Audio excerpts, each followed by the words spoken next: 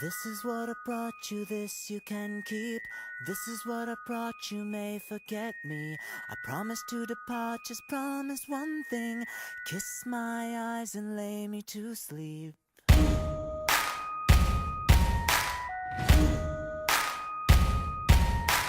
This is what I brought you, this you can keep.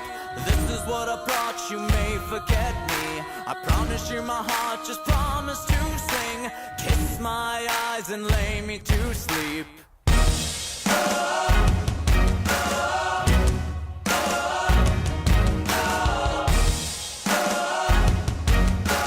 Kiss my eyes and lay me to sleep. This is what I thought you'd need me. This is what I thought, so think me naive. I promise you a heart you promise to keep. Kiss my eyes and lay me to sleep.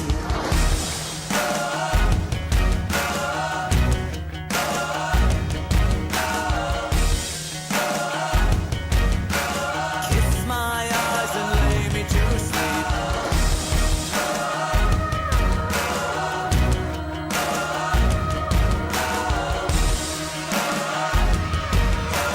Kiss my eyes and lay me to sleep. I'm Trevor Peterson, and I've been riding dirt bikes since I was about 10 years old.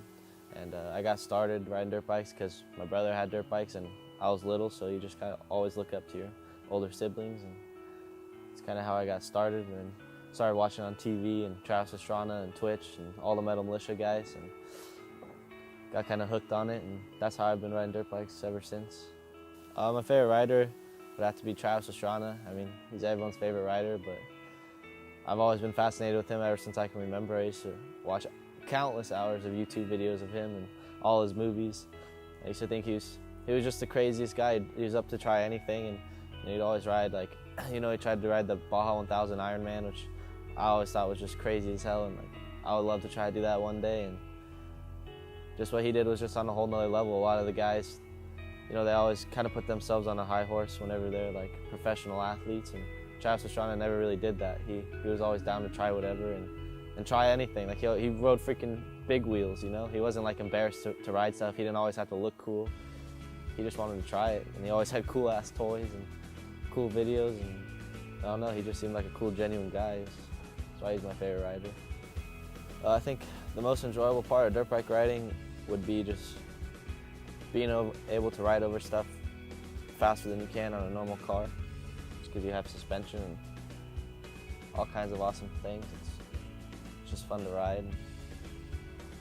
It's kind of just become a part of me after that many years. Like, it's kind of always been my hobby ever since I was little. Like, so it's just kind of all I know in a way.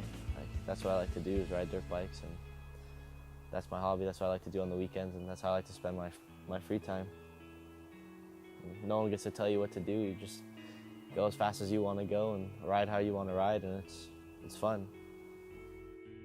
My name's Kiro. I run the Instagram page called Guns and Raptors. I started it back in December of last year, probably towards the end of December. Got into it because it was a new territory for me. Hadn't done anything like that before. The reason I love it is because of the people I get to meet through my page. Got to network with a lot of cool people, a lot of cool companies, territory that, like I said, I've never been into before. I don't make any money off of it. The reason I do it is because, I love to go out to the desert with my wife and shoot. Before that, we had a car. Decided to upgrade to a truck. I'd always go on Instagram pages, surf the web, try to find things to do to my truck, and I could never figure out what I want to do. And if I did find a big page, I try to ask a simple question. No one would ever respond to me. So I decided to take matters in my own hand and just kind of start my own page. Started posting pictures of Raptors, started posting pictures of guns, and one of the requirements that I required to post a picture on my page was that they have to list their mods. That way anyone who did have a Raptor can go on and see what others are doing and get an idea of what they can do to their truck as well. That's why I do what I do, even though I don't get paid for it. It's become a hobby, and I love meeting new people all the time. I'm pretty social. I'm always looking for a good time. That's really all there is to it. Still learning every day. I'm not 100% clear on some of the parts that are on my truck right now, but you know, as I continue to learn and continue to meet new people, I'm always asking questions. And that's the only way you're gonna learn, right? So if you have any questions, hit me up. If I don't know the answer, I'll get it for you. Hi, my name's James Roscoe, and I co-own Westside Off-Road Group. I've been off-roading pretty much since I could ride something. I got my start going to my family's vacation house, riding quads, buggies, bikes, and it naturally progressed into trucks when I got my license. And since I turned 16, it's kind of just snowballed into what it is today. It's an expensive sport, but it's a lot of fun. I've always been a big fan of off-road racing. Obviously, the Score Baja 1000 is huge, and that's helped the sport grow and develop. And I'm a fan of a lot of the racers. You have your big names like BJ and Robbie Gordon, but I have a buddy who runs a race team, and he funds it completely out of pocket. And it costs him hundreds of thousands of dollars to race, and he's willing to spend that money because it's something that he loves, and that's something I can really identify with, because starting a company, wasn't profitable at first for a long time because you're getting it going, especially in a hobby that's not as mainstream and not as popular as a lot of others. So when I see a guy like that going out and spending his hard-earned money from his day job to go out and race, that's something I can really identify with. So TriStar Motorsports, that's a company that I really like and a guy that I really enjoy watching race. A good day in off-roading is anytime someone doesn't get hurt. There's a lot of people out there, and it's a dangerous sport, it's a dangerous hobby for yourself, for your passengers, and for other riders in the desert. You have to be mindful of the environment, the land that you're in, and it's a privilege to be able to go to those places. So taking the steps necessary to ensure everyone's safety and the safety of the environment's number one. So anytime you can have a day that someone doesn't get hurt, it's always a good thing. A truck breaking isn't necessarily a bad thing. I've had a lot of great times sitting out there in the middle of the night for 3 hours, taking someone's truck apart, getting it back together and getting it out of there. And I mean, you can see every day trucks are rolling, and someone comes out unscathed. That's the biggest plus. Truck can always be fixed, but a person can't sometimes.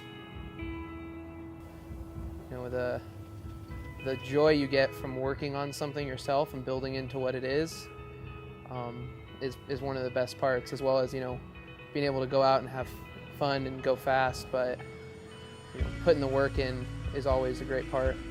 And you build it, you break it, and you repeat, and that's kind of just how you end up where you are. And that's what eventually snowballed into me starting a company, because I was building something, we were breaking it, I was helping friends with it, and there's people in the industry that you like, there's people that you don't, and that just turned into us starting a company because we enjoyed it so much. And like I said, the building it and making it into what it is one of the best parts. So when you can take a hobby and turn it into a profession, that's something that's very gratifying. It was a labor of love since I was a young kid working on my quad, and now I get to do it on a truck and on other people's trucks every day for work. And when you can find something that you love and turn it into your job, I think that's the ultimate goal. I love